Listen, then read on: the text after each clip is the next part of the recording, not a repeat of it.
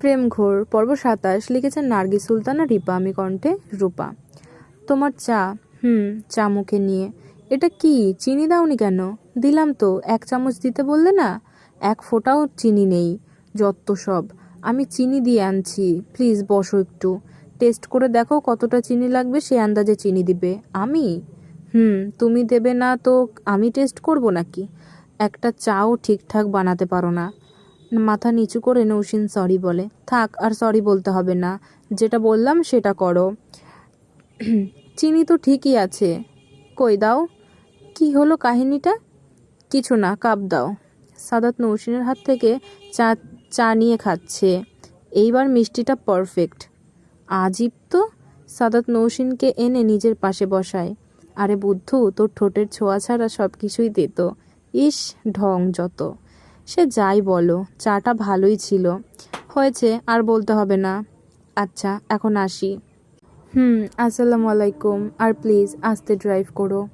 ওয়ালাইকুম আসসালাম। আর no tension, আমি আস্তেই ড্রাইভ করব। মিটিং শেষে কল করবে কিন্তু। ওকে ম্যাম, ৪ বছর ধরে তো সেটাই করে আসছি। যে কোনো জরুরি কাজ শেষে প্রথমে আপনাকেই ফোন। আর শোনো না, আজ আসবে তো? না, কিছু কাজ আছে, পেপারসগুলো সব বাসায়, তাই আজ আর আসবো না। ইনশাল্লাহ কাল আসবো। আর আল্লাহ চাই তো লাঞ্চ অ্যান্ড ডিনারটাও শ্বশুরবাড়িতেই করব। আর হ্যাঁ, পরশুদিন কিন্তু ব্যাক করতে হবে। ব্যাক করার কথা শুনে নৌসিনের মনটা যেন একটু খারাপ হয়ে গেল। সাদাতের সেটা বুঝতে বাকি রইল না।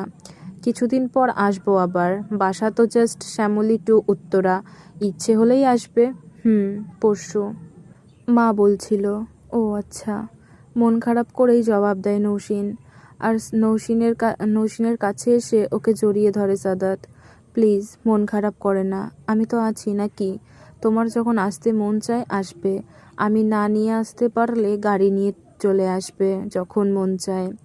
মন খারাপ করিনি, ঠিক আছে। আচ্ছা তাহলে হাসো। নৌসিন জোর করেই ঠোঁটের কোণে হাসি ফুটিয়ে তোলে। সাদাত নৌসিনকে ভালোবাসে, তাই ভালোবাসার মানুষের নকল হাসিটাও সহজেই ধরে ফেলে।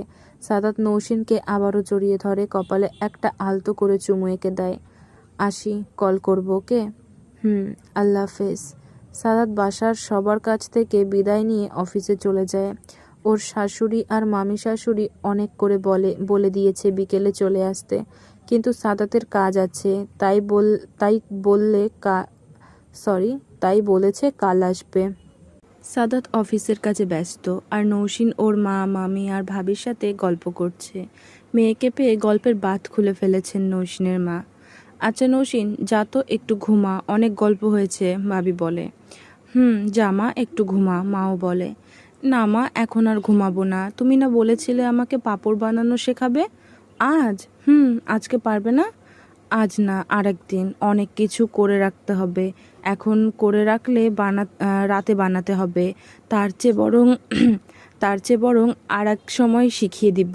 তুই যা, একটু শুয়ে নে, আজান দিলে আমি ডেকে দিব। আচ্ছা। সাদাত রুমে গিয়ে দেখে, এখানে হয়তো লেখিকা ভুল করে সাদাতের নাম দিয়েছে, এখানে হয়তো নৌসিনের নাম হবে। তো আমি লাইনটা ঠিক করে পড়ছি। নৌসিন রুমে গিয়ে দেখে 11:25 বাজে। তার মানে সাদাতের মিটিং শুরু হয়নি, কাজ করছে। তবু একটা ফোন তো দেওয়াই যায়। তাই ভেবে নৌসিন ওর মায়ের ফোন নিয়ে এসে সাদাতকে কল করে। সাদাতের কাছে নাম্বারটা আননোন, তবুও কল রিসিভ করে। হ্যালো, আসসালামু আলাইকুম। হ্যালো, কে বলছেন? আপনি কি কথা শুনতে পাচ্ছেন? হ্যালো। ড্যামেট, যত্ত সব। বলেই সাদাত ফোন কেটে দিতে যাচ্ছিল, তখনই নৌসিন বলে ওঠে, আমি। সাদাত আমি শুনেই মুচকি হেসে বলছে, কথা বলছিলে না যে? এমনি। আচ্ছা, মিস করছিলে? তবে একটু।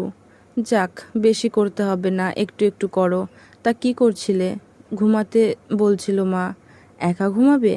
তো দোকলা কোথায় পাবো? আসবো? এসো। এতটা? কিসের এতটা? তোমাকে আসতে বলেছি নাকি?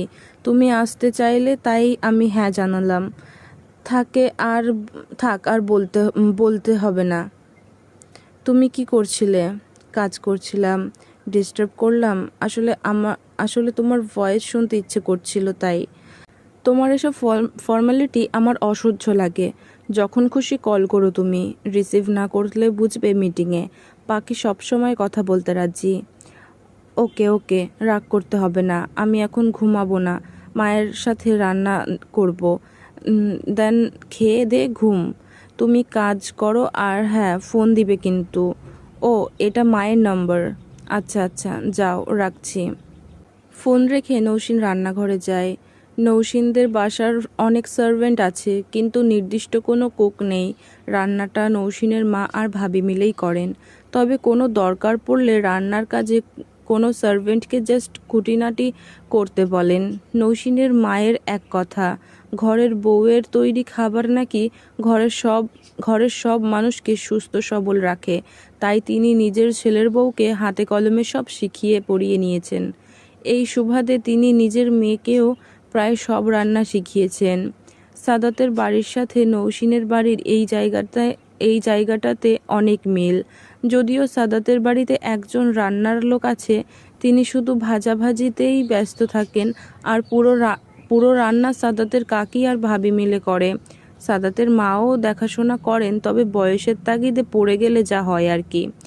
নৌসিনের ভাবি মামি জোর করলেও নৌসিন রান্নাঘর থেকে সরেনি।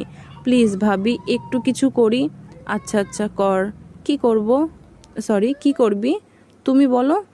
আচ্ছা, এক কাজ কর, আরফানের জন্য মুগের ডালটা করে দে। ওকে ওকে, আই লাইক ইট। খালি রান্না করতে, খেতে না। নৌসিন ডালটা খুব ভালোই করতে পারে, তাই অল্প সময়ে করে ফেলে। আর ওর ভাবি সকালের সব খাবার, তেহেরি, ভাত, মাটন, গরুর বিফকেট, নৌসিনের বেগুন ভাজা সব গরম করে রাখে নৌসিনের ডাল রান্না শেষ হওয়ার সময়টুকুতে। মা, আর কি করব? তোমার ছেলে অফিসেই লাঞ্চ করে নিবে, আর বাবা তো এসে যা খাবে তা তো আছেই। আর কিছু করব নাকি? সাদাত তো আসবেই না, ভাবি বলে। কি আর করবে, যা আছে তাতেই কেটে যাবে। ও হ্যাঁ বৌমা, তোমার মামা আসছে সিলেট থেকে, ভুলে গিয়েছিলাম। এক কাজ করো, মাংস তো আছেই, তুমি ভাইয়ের জন্য চিংড়ি মাছের মালাইকারি করো একটু, আরফানেরও প্রিয়। ঠিক আছে মা। রান্না শেষ করে বাসার সবাই নামাজ পড়ে নিয়ে খেতে বসে।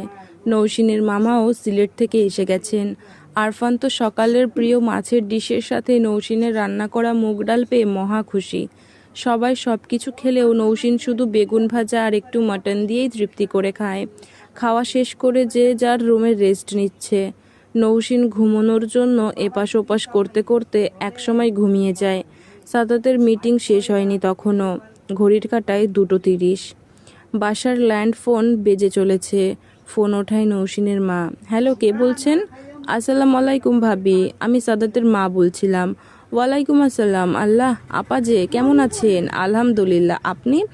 ভালো ভালো। বাড়ির সব খবর ভালো তো? হ্যাঁ ভাবি। ভাবি, একটা কথা ছিল। জি বলেন। বলছিলাম, সাদাতের দাদু কাল গ্রামে যাবে তো, উনি উনি বৌমাকে একটু দেখতে চাইছেন। বুঝতেই তো পারছেন, বৃদ্ধ মানুষ। আর নীলাও আজ রাতে চলে যাবে। যদি ছোট বৌমাকে... নৌসিনের মায়ের কি আর বোঝার বাকি আছে উনি কি বলবেন? মনের ভেতরটা কেমন জানি দুমড়ে মুচড়ে উঠছে। মেয়েটা আসলো রাতে, একটা দিনও পার হয়নি, তবুও সব কিছু চেপে রেখে জবাব দেয়, বুঝেছি, আমার মেয়েকে চাই তো। এত এভাবে বলার কি আছে? আমার মেয়ে তো এখন আপনাদেরও মেয়ে আপা। আমি বলছি নৌসিনকে পৌঁছে যাবে, কিন্তু আপনারা কেউ এসে ওকে নিয়ে যাবেন তো? মানে প্রথমবার বাপের বাড়ি থেকে নতুন বউকে তো শ্বশুরবাড়ির লোকেরাই এসে নিয়ে যায়। ভাবি, আজ কেউ যেতে পারছে না। আমার শাশুড়ি মায়ের শরীরটা খুব খারাপ। খুব একটা ভালো হলেও আমিই যেতাম। তবে কথা দিচ্ছি, কিছুদিন পরেই বৌমাকে আবার পাঠাবো।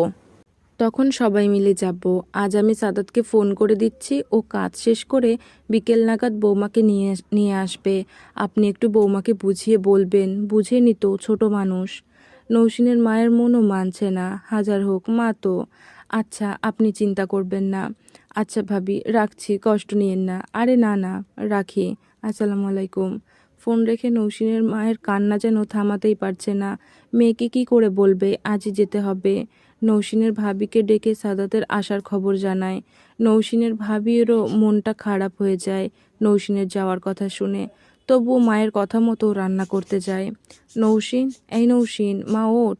বিকেলবেলার তাই একটু ডেকেই নৌসিনের ঘুম ভাঙাতে হয়।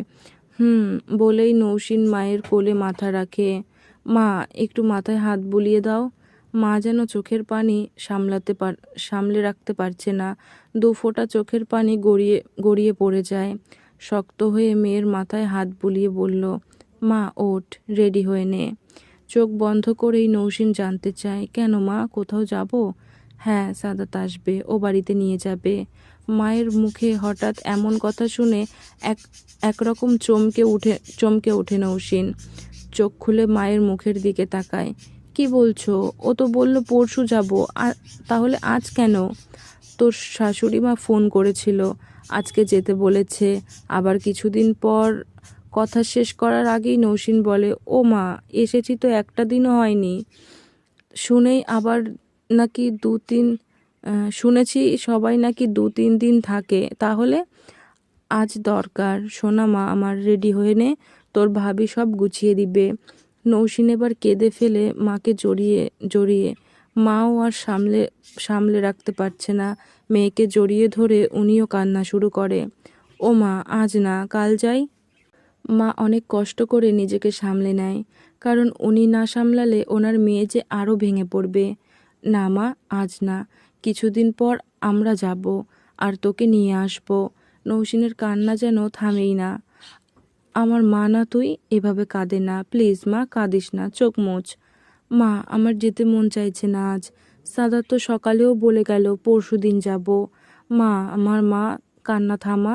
সাদা তো জানতো না ওর মা ওকে ফোন করে বলবে বিকেলে তোকে নিয়ে যেতে। মা। সো এই পর্যন্তই ছিল প্রেমঘোর পর্ব 27। পরবর্তী পর্ব খুবই শীঘ্রই আসবে, সাথেই থাকুন। আজকের মতো টাটা।